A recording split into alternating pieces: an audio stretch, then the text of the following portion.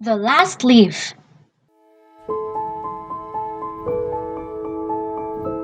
Once upon a time, there was a town of poor painters on a high hill.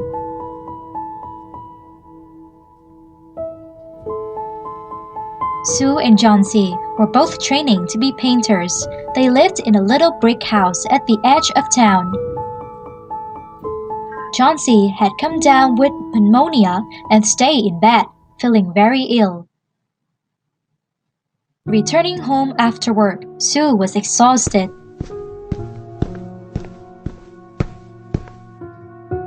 The wind is so cold outside. Winter is coming. How are you? Have you been coughing a lot? Have you taken your medicine? Johnsy was too weak to respond. Sue and Johnsy were so poor they could barely afford food and medicine. All they could do was try to sell some of their paintings.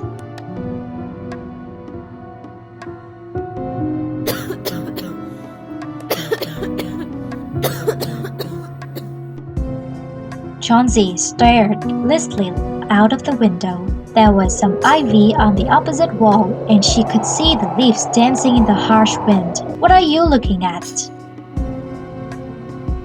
Just leaves. What about them, Johnsy? They are just like me. Stop looking at them. You are nothing like them. Distressed by Johnsy's notion, Sue closed the curtains. No, Sue! Don't do that! I want to see the leaves. Sue ignored Johnsy's protest and closed the curtains anyway. When the last leaf withers and falls, I will die too.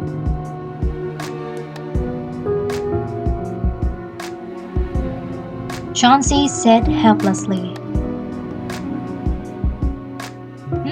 I don't know what to say. What do you think, doctor? Is there any hope she will get better? I don't see much hope for the moment. She has no will to live. What? But isn't there anything I can do? She must believe that she can live and get better. The best you can do now is give her hope and encouragement. That is the only medicine that can help her now. I understand. Sue had to sit up day and night, making illustrations for magazines just to make enough for Johnsy's medicine. Johnsy lay in bed beside her and gazed sadly out of the window. 8, 7, one more has fallen. 6. Johnsy, what are you doing? See, only 6 left now. When the last leaf falls, I will die too. How can you say that? That's ridiculous. You are not a leaf. The wind must be very strong outside. 2 more have just fallen.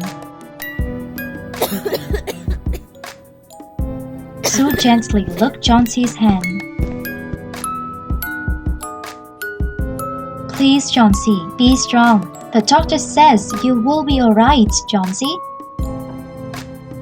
I am so tired of coughing all the time, and of seeing you work so hard to support me. I want to rest, to drift away quietly like those falling leaves, like that.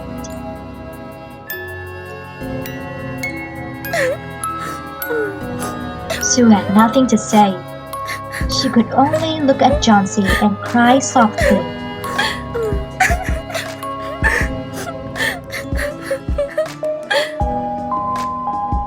Sue and Johnsy had a neighbor called Mr. Berman. He was a painter too, but he hadn't painted anything in a long time. Some people believed he simply had no talent. Sometimes he would pose for other artists. He helped Sue with her magazine illustrations. Tell me, Sue, how is Johnsy?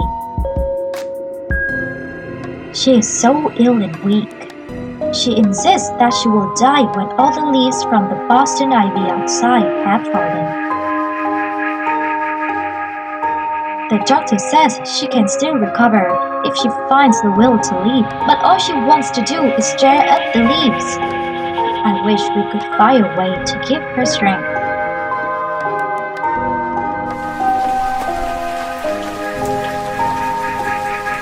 Heavy winds howled through the streets that night, and raindrops pattering against the window pane.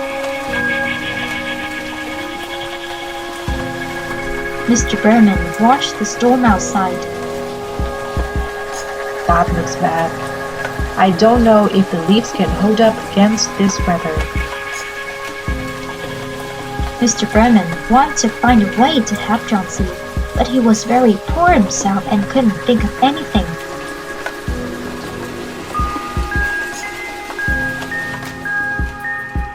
Sue was nervous as well and sat by Johnsy's side all night until she fell asleep.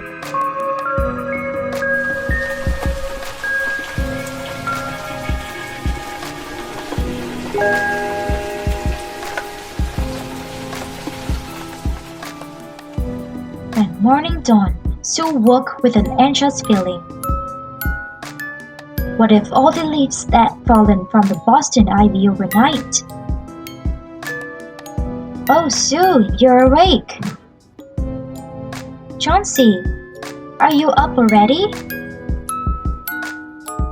The leaves must be all gone now, right? Sue, please open the curtains and let me see them. Sue hesitated. She was afraid of what would happen. Please, Sue, I want to see the last leaf. No, I can't. Don't ask me. Please, Sue. No! You will get better, and then you will go and open them yourself. Sue didn't want to open the curtains, but when she saw the tears in Johnsy's eyes, she knew she had no choice.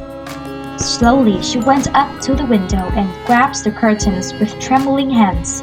Closing her eyes, she pushed them open.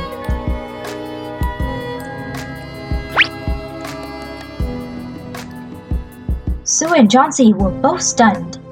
Despite the rainstorm and the strong winds, the last leaf was still there, holding on to its branch. Look at that, Sue! The last leaf has survived. You see, Johnsy? It was strong, and it lived through the rainstorm. Johnsy! Sue, I will be like that leaf. I will get better. I will have the will to live now. Johnsy and Sue embraced, crying tears of joy.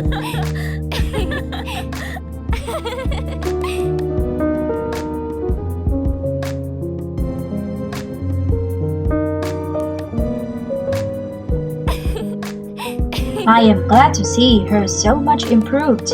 It seems she has found the will to live, and she will be able to recover very, very soon. Thank you so much, Doctor. It is Johnsy who has conquered this illness, not me. The doctor smiled as he turned to go. As he was about to leave, then suddenly remembered something. You know, your neighbor, Mr. Berman, was brought to the hospital this morning.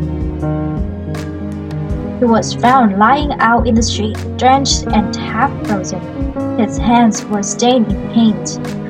Could he have been painting something? Oh, I don't think so. Why would he be out painting in the pouring rain?